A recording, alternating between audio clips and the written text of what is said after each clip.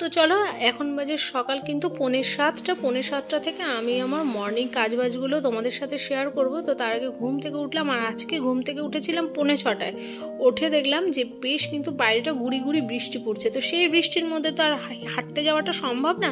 তারপরে কি করেছি বলো তো, একটু শুলাম। শোয়ার পরে তো ভাবলাম যে ব্যাস ওই সময়টা যদি ঘুমিয়ে পড়ি ব্যাস খুব দেরি হয়ে যাবে, তখন আর উঠেও কাজগুলোকে আমি ঠিক টাইম মতো করতে পারবো না। তো তার জন্য ঘুম থেকে উঠে ফ্রেশ হব। তো যাই হোক, এখন চুলটাকে ভালো করে একটু আঁচড়ে নিলাম। আর আমি কিন্তু রাত্রেবেলায় একটা বেনি করেই শুই এখন।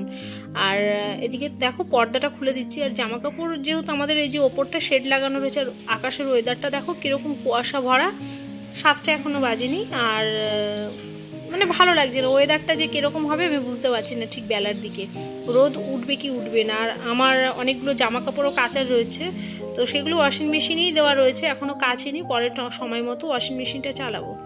তো চলো তার আগে আমি আজকে আমার ওই ব্রাশ ট্রাশগুলো করে নিই। আর হাঁটতে তো যাওয়া হয়নি, তো কি আর বলবো, হাঁটতে না গেলে মনে হয় দিনটা বেশ ভালোভাবে যেন শুরুই হয় না। একটু হেঁটে আসলে না এত ফ্রেশ লাগে, মনটা শরীরটা দুটোই ঝরঝরে হয়ে যায়।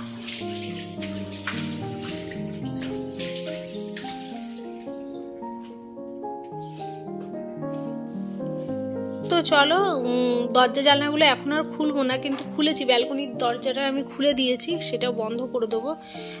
তো একটুখানি মুখটুক মুছে নিই ভালো করে। আর এই তো ব্যাস সংসারের কাজে এবারই হাত দিয়ে ফেলবে, এবার চলতেই থাকবে বেলা 11টা-12টা অবধি। আর আমি জানো তো আমার মর্নিংয়ের দিকে আমি বেশি অ্যাক্টিভ থাকি, তো সেই জন্য আমি মর্নিং রুটিনটাই তোমাদের সাথে বেশি শেয়ার করি। রাত্রের দিকেও কাজকর্ম যেদিন আমার মনে হয়, দেখো সংসার তো যে প্রতিদিন একরকম তো কাজকর্ম থাকবে বা একই রুটিন থাকবে তা তো হয় না, কিন্তু 100টার মধ্যে হয়তো 70টা কাজই কমন থাকে। তো যাই হোক, সেই জন্যই আমি তোমাদেরকে প্রতিদিন মর্নিং রুটিনটাই আমি শেয়ার করি, মর্নিংয়ের দিকের কাজকর্মগুলো। আর রাত্রের দিকে যেদিন আমার মনে হয় হ্যাঁ আমি কিছু ভালো রান্না করছি, তখন আমি তোমাদের সাথে ভিডিওগুলো শেয়ার করি।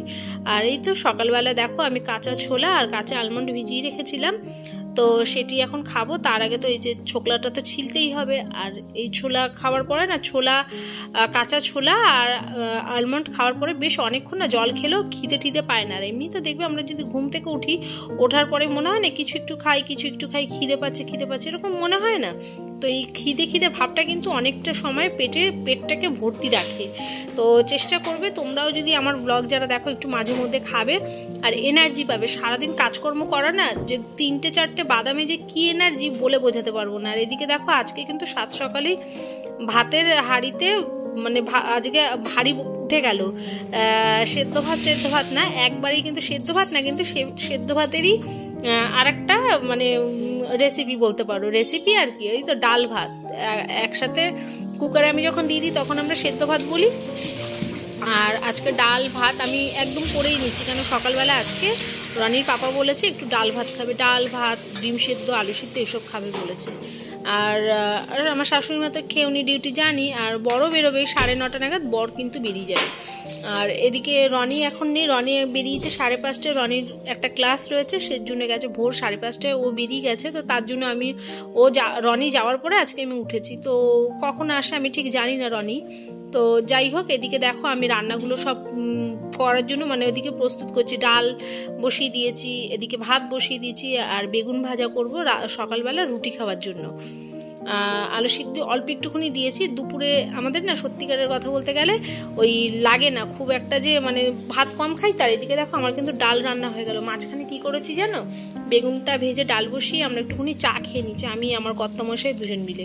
তো সেই ফেকে ডালটাও হয়ে গেছে সেদ্ধ। তো ডালটা আমি সোমবার দিয়ে দিয়েছি, আর তোমাদেরকে আরেকবার দেখিয়ে দিচ্ছি। ভাত কিন্তু এখন অবধি হয়নি, ডাল আর ভাত আমি একসাথে বসিয়েছি, ভাত এখনও ফুটছে। এদিকে দেখো বেগুন ভাজাও বসিয়ে দিয়েছি, বেগুন কাটলাম।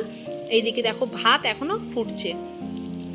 তো ডালটা খুব তাড়াতাড়ি হয়ে যায়, জলটা ভালো তো সেই জন্য। এদিকে ডিম সেদ্ধ দুটো হয়ে গেছে, কিন্তু ডিম সেদ্ধ আমি বাকি নেই, সেদ্ধ করা হয়ে গেছে। এদিকে একটুখানি আলু সেদ্ধ, একটা বড় সাইজের আলু দিয়েছিলাম, সেই আলুটাই ওই সকালবেলায় মেখে ঝুঁকে একটু পাতে দিয়ে দেবো, ব্যাস ওদের খাওয়া হয়ে যাবে। আর দুপুরবেলা আমরা তো খুব বেশি ভাত খাই না, বাটি মেপে ভাত খাই, তার জন্য না মাছের ঝোল হলে একটুখানি ডাল, ডালটা শুধু চুমুক দিয়েও খাওয়া হয়ে যায়, কিছু লাগে না। আর যদি সকালবেলায় না বেগুন ভাজা কেউ খায়, রনি যদি বেগুন ভাজা না খায়, ও যদি পাউরুটিও নিয়ে আসতে পারে। আর এই যে দেখো বলতেই আমার ছেলেটি ঘরে এসছে, আর সত্যিই তাই, ও ও পাউরুটি নিয়ে একবার এসছে। আর এই যে দেখো রনির পাপাকেও আবার খেতে দিয়ে দিচ্ছি। মানে আমি কাজ করছিলাম ঠিকই, তার মধ্যেও কিন্তু সংসারের আরও এক্সট্রা কাজগুলোও কিন্তু করতেই মানে করে যাচ্ছিলাম। আর এই যে খাবার দাবার খেলো, এখন বাজে 9:10। তো এদিকে ইনিও রেডি হয়ে বেরোচ্ছে। ব্যাস এবার চলো। আর আমার ওদিকে মাছের ঝোলও বসে গেছে। শুধু মানে রান্না যে আমার ডাল ভাত হয়েছে তা তো না, আজকে কাতলা মাছের ঝোল করেছি না, করবো। মাছ ভাজা বসিয়ে দিয়েছি, তার ফাঁকে ভাবলাম যে বাসনগুলো সব মেজে নিই, রান্নার বাসন, চায়ের বাসন, সকালবেলায় টিফিনের বাসন, সেগুলো তো হয়েছে, ওগুলোকে মেজে নিই। আর মাছগুলোকে আমি ভাজছি, ওদিকে মাছ ভাজা হচ্ছে ঠিকই, কিন্তু ওই একদম আমি হালকা আছে ভাজি, তো গ্যাস কমিয়ে দিয়ে তারপরে কিন্তু আমি মাছগুলো ভাজি। মানে কড়া খায় তো আমাদের ঘরে মাছ ভাজা খুব একটা কিন্তু হালকা ফুলকা খায় না। মাছের ঝোলটা পাতলা হবে, কিন্তু তার মধ্যে মাছ ভাজাটা সবসময়, যে কোনো মাছই আমরা কড়া খাই, শুধু ইলিশ মাছ ভাজা ছাড়া, ভাজা মানে ইলিশ মাছ ছাড়া। ইলিশ মাছ যদি ভাজা খাই সেটাও খুব কড়া করে ভাজি। আর এইখানটা দেখো আলু পেঁয়াজ এগুলো না রাত্রেবেলায় আনা হয়েছিল, এগুলো আর আমি জায়গা মতো রাখিনি। তখন ওই রাত্রি 9:30 মতো বাজে, 9:30 পৌনে 10টা, তখন নিয়ে এসছে রনি। আর আমার তখন আর মানে রাখা হয়নি জায়গা মতো। তো ভাবলাম যে এখন কাজ করছি, কাজের মাঝখানেই এগুলোকে রেখে দিই। ডাইনিং টেবিলটাকেও আর একবার মুছে নিলাম। আর এইভাবেই কিন্তু চলতে থাকে প্রতিদিনের কাজকর্মগুলো। দেখবে একটার পর একটা না কাজ করতে থাকলে না কাজগুলো হয়ে যায় স্টেপ বাই স্টেপ। আর যদি কাজ ছেড়ে দিয়ে বসে পড়ি, ব্যাস হয়ে গেল সারাদিন। একটা যে আমি মাইন্ডসেট করে রাখি না এই সময়ের মধ্যে আমার কাজগুলো কমপ্লিট হয়ে যাবে, এর মধ্যে কাজগুলো আমার হওয়া সম্ভব, তখনই না কি হয় বলো তো, যখন দেখি আমি আধা ঘন্টা বসার পর আমার আধা ঘন্টা ওদিকে টাইম পিছিয়ে গেছে, তখনই আমার না বিরক্ত লেগে যায়। আর আমি তাড়াহুড়োর মধ্যে আমার কাজ পিছিয়ে যায়। বেশি তাড়াহুড়ো যখনই করি না আমার কাজগুলো পিছিয়ে যায়। এই হচ্ছে মানে একটা সংসারী মানুষের কিন্তু প্রতিদিনের টাস্ক বলতে পারো। তো যাই হোক, এদিকে দেখো আমার ঘর ঝাড় দেওয়াও হয়ে গেল। আর পর কাজগুলো করছি, একটুও বসিনি। এখন কিন্তু ঘড়ির কাঁটায় বাজে ওই 10টার মতো। তো 10টা, হ্যাঁ 10টা না 10টার ওপরেই হয়েছে, 10:15-20 হয়েছে, 10:30 এখনও বাজেনি। কেন রনি আমি জিজ্ঞাসা করেছিলাম যে রনি কটা বাজে, তো আমাকে বললো মা 10:15 বা 20 হয়েছে। তো এখন আমি এই ঘরটাকে ভালো করে ঝাড় দিয়ে নিই, ওই ঘরও ঝাড় দেওয়া হয়ে গেছে।